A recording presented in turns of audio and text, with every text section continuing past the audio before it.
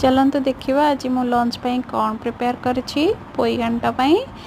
कंचा कदली आउ पणस मंजी कखारू पोई टिके बीन्स आलू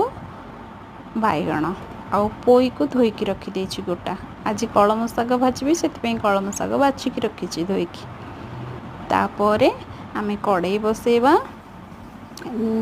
मसला पाई मु रेडी कर देथिली जीरा सोरिष अदा शुखला लंका तापर आमे ताकू बाटी दबा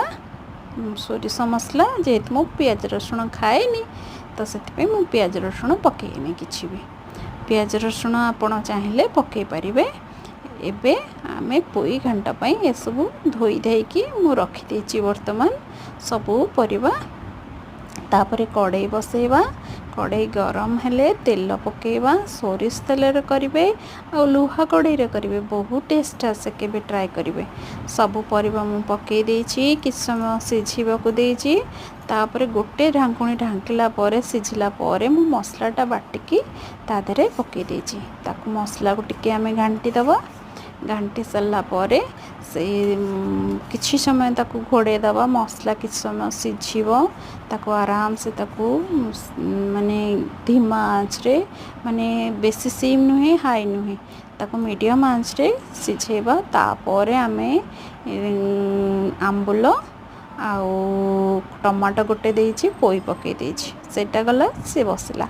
तापर आमे पोटल गोटे पोटल धोईकी चांचिकी टिके मु तादरे आलू मसला पूरा करिछि आलू को जेमती कसेबा कथा कसेई देबे मसला पूरा दे देबे तापर ता भितरे चिरी की मझिरु पोटल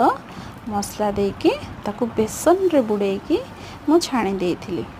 एटा सज पखाल भात रे खाया पे बहुत टेस्ट लागे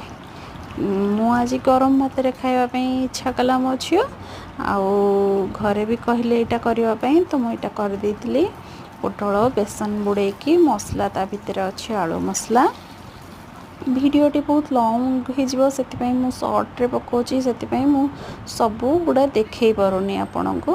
शाग को मुझे कलम शाग को आलू देकी भाजी देइथिली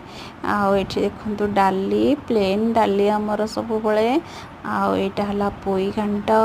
तरकारी हेची आमर तापरे एबे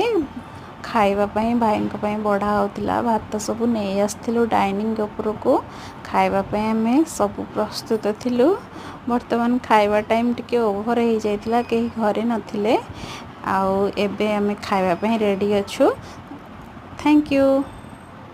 शेयर करिवे लाइक करिवे।